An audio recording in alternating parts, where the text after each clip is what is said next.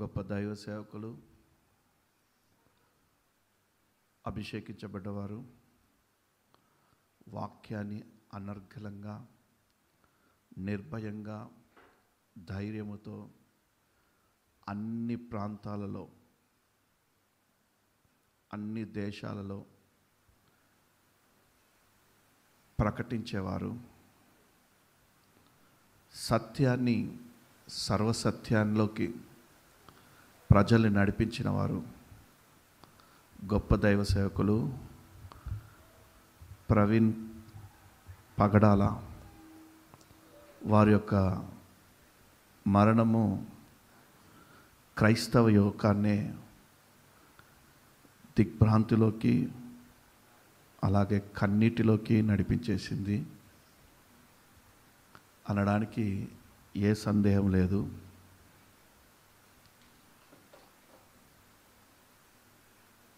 ఎందుకు ఇలా జరిగింది అంటే ఏ సందేహం లేదు, ఆయనని వ్యతిరేకస్తులే, క్రైస్తవ్యానికి వ్యతిరేకస్తులే, దుండగులే ఆయన్ని మట్టు పెట్టారు అనడానికి ఏ సందేహం లేదు. నిన్నటి వరకు నేను కూడా అటు ఇటు ఉన్నాను. కానీ నిన్న రాత్రి పోలీసులు నిర్ధారించింది ఏంటంటే, ఎక్కడైతే యాక్సిడెంట్ జరిగిందో అదే ప్రాంతంలో బండి వెళ్తూనే ఉంది. యాక్సిడెంట్ జరగదు.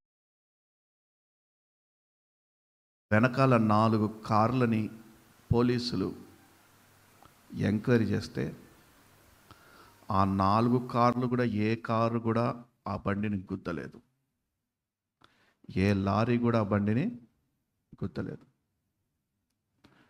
చాలా సందేహాలు క్రైస్తవ ప్రపంచం లేవనెత్తారు, క్రైస్తవ పెద్దలు లేవనెత్తారు. అంతా ఇంత సందేహాలు కాదు. అసలు కే పాల్ గారు అంటారు, ప్రపంచ దేశాలలో ఇటువంటి యాక్సిడెంట్ ఎక్కడ జరగదు, ఇప్పటిదాకా జరగలేదు. యాక్సిడెంట్ అయితే బండి ఒక చోట, మనిషి ఒక చోట పడతారు. లేకపోతే బుల్లెట్ లాంటిది అయితే కాలు మీదనో, చేయి మీదనో, తల మీదనో పడుతుంది. సరిగ్గా మనిషి మీదనే బండి వచ్చి పడిపోయింది. అంటే ఇది ప్రీ ప్లాన్డ్ మర్డర్. తీసుకొచ్చి ఆయన చంపి తీసుకొచ్చి ఆ బండి అతని మీద వేశారు. అక్కడ రక్తంతో కూడినటువంటి కట్టలు, ఆ కట్టలతో బలంగా కొట్టినట్టుగా అక్కడ కనిపిస్తూ ఉన్నాయి. హెల్మెట్ అలాగే ఉంది. నిన్న ఒక వారి ఇంట్లోంచి బయలుదేరారు. చౌటుపల్లి టోల్గేట్కి అయితే ఇంచుమించు 12:30-1 గంటలకి టోల్గేట్ దగ్గర ఉన్నారు. అంటే వారు వెళ్ళింది మన రోడ్డు గుండగానే వెళ్ళారు, బుల్లెట్ మీద మన ఎదురుగా రోడ్డు గుండానే వెళ్ళారు. తూప్రాన్పేట మందిరం మీద చెల్లారు. కానీ విజయవాడ దగ్గరకు వచ్చేసరికి 5 గంటల సేపు అతని ఫోన్ స్విచ్ ఆఫ్. విజయవాడలో ఎటు వెళ్ళారో, ఏం జరిగిందో తెలియదు. ఆ టోల్గేట్, విజయవాడ టోల్గేట్ దాటిన వెంటనే ఇక అతను ఆచూకీ లేదు. ఇక నెక్స్ట్ కట్ చేస్తే ఎర్లీ మార్నింగ్ శవమై యాక్సిడెంట్ అని చిత్రీకరించి అక్కడ పడేసి పెట్టేశారు. ఇక ఈ మధ్యలో ప్రవీణ్ ప్రగడాల గారు ఇదిగో ఉయ్యూరు టోల్గేట్ దగ్గర కనిపించారు అని ఒక చిన్న వీడియో రిలీజ్ చేశారు. అందరూ నిజమే అనుకున్నారు. కానీ వాళ్ళ చెల్లి వచ్చి ఆ బైక్ మీద వస్తుంది, ఆ బైక్ మా అన్నదే, ఆ డ్రెస్సు మా అన్నదే, ఆ హెల్మెట్ మా అన్నదే, ఆ బ్యాగు మా అన్నదే, కానీ వ్యక్తి మా అన్న కాదు. మా అన్న అంత హైట్ ఉండడు. అసలు మా అన్న బుల్లెట్ నడిపిస్తే మాకు తెలుసు కదా, కాళ్ళు ఎంత పొడుగుంటాయి, చేతులు ఎంత పొడుగుంటాయి. మా అన్న కాదు. విజయవాడలోనే ఆయనని కిడ్నాప్ చేసి చంపి తీసుకొచ్చి రాజమండ్రి ప్రాంతంలో పడేశారు. ఒక డమ్మీ మనిషిని పెట్టి అక్కడ నుండి రాజమండ్రి దాకా బైక్ నడిపించేటట్టు చేశారు. మధ్యలో బైక్ లైట్లు లేవు. ఏం జరిగిందో ఇంకా తేల్చవలసింది. పోలీసు వారు కూడా చాలా అంటే చాలా వేగంగా ఈ యొక్క ఎంక్వైరీ చేస్తూ ఉన్నారు. మనం అందరం కూడా ప్రార్థన చేయాలి. నిజంగా ఆయన చంపినటువంటి దుండగులు, ఆయన చంపినటువంటి వ్యక్తులు పట్టబడాలి. వారు పట్టబడాలి.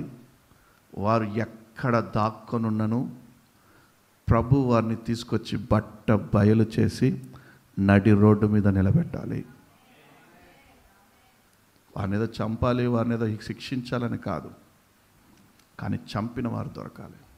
చంపిన వారు దొరకాలి. అప్పుడే మిగతా సేవకులందరికీ ఒక సెక్యూరిటీ లభిస్తుంది. ఆల్రెడీ ఈ 6 నెలల్లో 60 మంది పెద్ద సేవకులను చంపాలనేసి కంకణం కట్టుకొని ఉన్నారంట. పెద్ద పెద్ద సేవకులకి థ్రెట్ కాలింగ్స్ వస్తూ ఉన్నాయి. ఆల్రెడీ కొంతమంది సేవకులు అండర్ గ్రౌండ్లో దాచుకొని సేవ చేస్తూ ఉన్నారు, పెద్ద పెద్ద సేవకులు. ఇదంతా క్రైస్తవేతరులే క్రైస్తవ్యం ఉండకూడదనేసి, క్రైస్తవ్యాన్ని తుడిచిపెట్టాలనేసి పన్నుతున్నటువంటి పన్నాగం. క్రైస్తవ్యాన్ని భయపెట్టాలని, సేవకులని భయపెట్టాలని, విశ్వాసులని భయపెట్టాలని చేస్తున్నటువంటి ఒక అల్లరి ముఖలు చేస్తున్నటువంటి ఒక భయంకరమైన కరుడుగట్టిన నేరస్తులు చేస్తున్నటువంటి పని. వాళ్ళందరూ యేసు నామంలో వారందరూ బయటికి వచ్చుదురుగాక. ఆ రోజు బాప్తీసమిచ్చి యోహాను తల తెగ నరికితే సువార్త ఆగిపోతుంది, ఖండించడం ఆగిపోతుంది, బుద్ధి చెప్పడం ఆగిపోతుంది. వ్యభిచరించడానికి ఇక ఆస్కారాలు ఉంటాయి, ఇష్టం వచ్చినట్టు తిరగచ్చు అనుకొని బాప్తీసమిచ్చే యోహాను ముఖాముఖిగా ప్రతి ఒక్కరితో ముక్కుసూటిగా మాట్లాడుతూ ఏందిరా అని బెదిరిస్తూ, మీరు చేసేది తప్పు, మీరు చేసేది పాపం అనేసి వారు చేసే పాపాలను ఎత్తి చూపిస్తూ దేవుని గ్రంథంలో ఇలా ఉంది అని అన్నందుకు బాప్తీసమిచ్చే యోహాను తల తెగ నరికారు. యేసు ప్రభు ఎక్కడ నిలబడి మాట్లాడినా క్రైస్తవేతరులు దాని హృదయంలో నొచ్చుకొని అతని ఎన్నోసార్లు చంపాలని కూడా ప్రయత్నం చేశారు. యేసయ్యని ఎన్నోసార్లు చంపాలని ప్రయత్నం చేశారు. ఎట్టకేలకి ఇస్కరియోతు యూదా ద్వారా పట్టుకొని ఆయన్ని సిలువకెక్కించి చంపారు. అక్కడితో క్రైస్తవం ఆగిపోతుంది అనుకున్నారు, కానీ ఆ ఒక్కడిని చంపడం వల్ల 12 మంది క్రైస్తవులు ప్రారంభమయ్యారు. ఆ 12 మంది క్రైస్తవుల అపోస్తులలో ఎంతోమందిని తలలు తెగ నరికారు, ఎంతోమంది హతమార్చారు, బల్లెంతో పొడిచారు. అంతెందుకు 12 మంది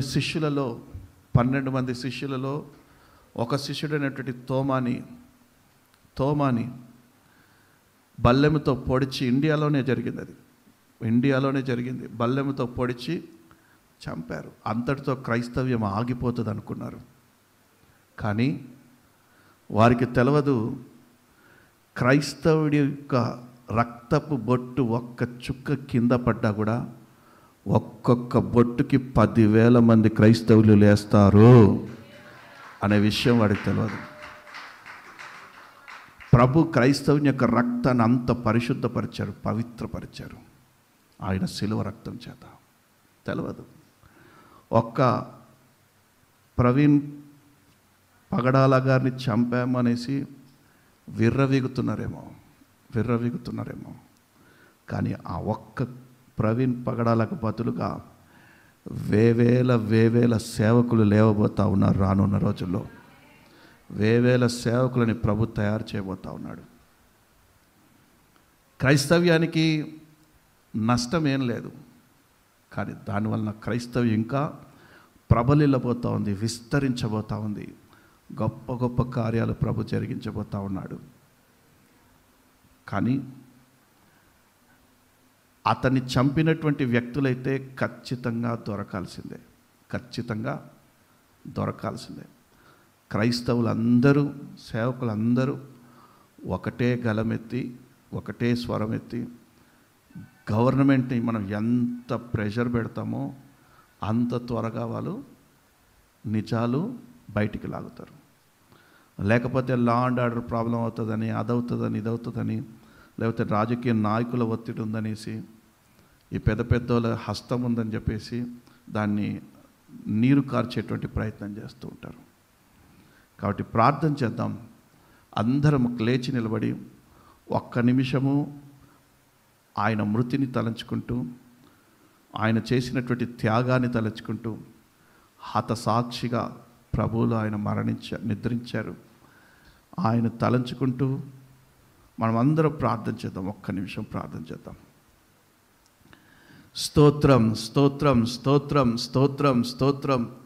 హల్లెలూయా, హల్లెలూయా, హల్లెలూయా, హల్లెలూయా. స్తోత్రం, స్తోత్రం, స్తోత్రం, స్తోత్రం, స్తోత్రం, స్తోత్రం, స్తోత్రం, స్తోత్రం, స్తోత్రం. పరిశుద్ధుడా, జీవాధిపతి, నీకు స్తోత్రం, స్తోత్రం, స్తోత్రం. బలవంతుడా, శక్తిమంతుడా, నీకు స్తోత్రం, స్తోత్రం, స్తోత్రం, స్తోత్రం. శత్రు ముఖలను తరిమి కొట్టినవాడా, నీకు స్తోత్రం, స్తోత్రం. యూదా గోత్రపు స్తుతి సింహమా, నీకే స్తోత్రం, స్తోత్రం, స్తోత్రం. ఆరాధ్యుడా, నీకే స్తోత్రం, స్తోత్రం, స్తోత్రం, స్తోత్రం. శక్తిమంతుడా, నీకే స్తోత్రం, స్తోత్రం, స్తోత్రం, స్తోత్రం. గొలియాదు తలని తెగ నరికినవాడా, నీకే స్తోత్రం, స్తోత్రం, స్తోత్రం, స్తోత్రం. గొప్ప దేవా, నీకే స్తోత్రం. నాయన, నిన్ను ముట్టినవాడు నా కనుగుడ్డుని ముట్టినవాడని వాగ్దానము చేసిన తండ్రి, నీకే స్తోత్రం. గొప్ప దేవా, సర్వశక్తిమంతుడా, కృపా సత్య సంపన్నుడా, నీ సేవకుల మీద, విశ్వాసుల మీద, నీ బిడ్డల మీద నా తండ్రి చేయి వేసిన వారి యొక్క నాయన, వారిని ప్రభా ఏమాత్రం విడిచిపెట్టే దేవుడవు కాదు నా తండ్రి. సమస్తము నీకు సమర్పించిన నీ సేవకుడు నా తండ్రి. ఒక్కసారి పవిన్ పగడాలగా జ్ఞాపకం చేసుకోండి తండ్రి. నాయన, న్యాయం జరగాలి ప్రభా. న్యాయవంతుడైన నీవే మా పక్షమున న్యాయం జరిగించాలి తండ్రి. బలవంతుడైన నీవే మా పక్షమున నిలబడాలి ప్రభువా. ఒక్కటి చేసి నిరాయుధుడుగా ఉన్నప్పుడు చంపారు ప్రభువా. కుమారుడు ఎంత తల్లడిల్లాడో, ఎంత వేధించాడో, ఎంత అరిచాడో, ఎంత బతుకున్నాడో. కనికరం లేని మనుషుల ప్రభా, కనికరం లేని మనుషులు ప్రభా. ఘోరాతి ఘోరంగా చంపారు తండ్రి. నువ్వు చూస్తున్న దేవుడవు కదా తండ్రి, నువ్వు చూస్తున్న దేవుడవు కదా ప్రభా. న్యాయం చేయనా తండ్రి, న్యాయవంతుడమైన నీవు న్యాయం చేకూర్చిన తండ్రి. క్రైస్తవులుగా మేమైతే నిన్నే నమ్ముకొని ఉన్నాం ప్రభా, నిన్నే నమ్ముకొని ఉన్నాం తండ్రి. నువ్వు ఎవరిని విడిచిపెట్టే దేవుడవు కాదు ప్రభా. నీ సేవకుని మీద లేచిన వారిని ఎవరిని విడిచిపెట్టే దేవుడవు కాదు ప్రభా. నాయనా, కార్యం జరిగించిన తండ్రి. ప్రార్థన మాత్రమే చేసేవారం తండ్రి. ఇంకా మా వల్ల ఏమీ కాదు ప్రభా. ఎందుకంటే నిరాయుధులను విడిచిపెట్టే దేవుడవు కాదు నా తండ్రి. నిరాయుధుల పక్షాన ఉండే దేవుడవని వాగ్దానం చేసినావు నా తండ్రి. మా దగ్గర మేము నిరాయుధులం ప్రభా, మేము నిరాయుధులం తండ్రి. నీ వాక్యమైన ఆయుధం తప్ప మా దగ్గర వేరొక్కటి లేదు ప్రభా. ప్రార్థన అనే ఆయుధం తప్ప వేరొకటి లేదు ప్రభా. నాయనా, కృప కలుగునుగాక, కృప కలుగునుగాక. కనికరం లేని మనుషుల మధ్యలో ఉన్నాం తండ్రి. భయంకరమైనటువంటి లోకంలో ఉన్నాం తండ్రి. ఘోరమైన ప్రపంచంలో ఉన్నాం ప్రభా. కృప చూపించిన తండ్రి, ఆ కుటుంబానికి ఆదరణ కలుగునుగాక, ఆ కుటుంబానికి సమాధానం కలుగునుగాక, ఆ కుటుంబానికి నెమ్మది కలుగునుగాక. నాయన, ఒక్క ప్రవీణ్ పగడాలకు బదులుగా వేవేల సేవకులు లేవాలి తండ్రి. 2 రాష్ట్రాల్లో వేవేల సేవకులు లేవాలి ప్రభువా. భూమిని తల్లకిందులు చేసే సేవకులు లేవాలి తండ్రి. ఆనాడు ఆది అపోస్తుల కంటే మించిన సేవకులు లేవాలి తండ్రి. రోషముతో నడుం కట్టుకుని నీ సేవను జరిగించే సేవకులు లేవాలి తండ్రి. అట్టి అభిషేకాన్ని నువ్వు 2 రాష్ట్రాలకి విడుదల చేయబడి, వారి యొక్క మరణం ద్వారా నా తండ్రి మీరు అట్టి అభిషేకాన్ని 2 రాష్ట్రాలకి విడుదల చేయమని ప్రార్థిస్తున్నాం తండ్రి. ఆకాశం నుండి అట్టి అభిషేకాన్ని కుమ్మరింప చేయమని ప్రార్థన చేస్తున్నాం తండ్రి. కార్యసిద్ధి కలుగునుగాక, కార్యసిద్ధి కలుగునుగాక, అలాగునే జరుగునుగాక, అలాగుననే జరుగునుగాక. గొప్ప దేవునిగా నువ్వు ప్రత్యక్షమైన తండ్రి, వీరి పక్షాన వీరి దేవుడు ఉన్నాడు అని నాయన అన్యులు భయపడే రీతిగా నా తండ్రి, వీరి పక్షాన వీరి దేవుడు ఉన్నాడు అని నాయన శత్రువు భయపడే రీతిగా ప్రభువా, వీరి పాలెంలో వీరి దేవుడు ఉన్నాడని శత్రువు భయపడే రీతిగా ప్రభువా, ఒక గొప్ప సూచక్రియను, ఒక మహత్కార్యమును, ఒక అద్భుతాన్ని జరిగించమని నాయన పోలీస్ వ్యవస్థకి మీరు సహాయంగా ఉండమని నాయన, పై అధికారుల నుండి నాయన నాయకుల నుండి ఎటువంటి బెదిరింపులు వారికి రాకుండగా నాయన, ఒకవేళ నా తండ్రి రాజకీయ నాయకులు గనక ఇందులో గనక నాయన వారి హస్తం ఉందంటే ప్రభువా, యేసు నామంలో రాజకీయ నాయకుడు బట్టలు ఊడదీసి రోడ్డు మీద నిలబెట్టు నా తండ్రి, వారి దవడ ఎముకలు విరగొట్టు నా తండ్రి. గొప్ప కార్యం జరిగించు, ఆశ్చర్యమైన కార్యం జరిగించు. మా పక్షాన ఉన్న దేవుడు అని కనపరచు నా తండ్రి, మా పక్షాన గొప్ప కార్యాలు చేసే దేవుడు అని కనపరచు నా తండ్రి, మా పక్షాన యుద్ధం చేసే దేవుడు అని కనపరచు నా తండ్రి. ఉన్నతమైన నీ కార్యాలు మేము కన్నులారా చూడాలి, నీ గొప్ప కార్యాలు మేము కన్నులారా చూడాలి, నీ భీకరమైన కార్యాలు మేము కన్నులారా చూడాలి. అట్టి గొప్ప కార్యాలు మీరు జరిగించి మహిమ పొందమని యేసు నామమున ప్రార్థిస్తున్నాము తండ్రి. ఆమేన్. ఆమేన్. కూర్చోండి.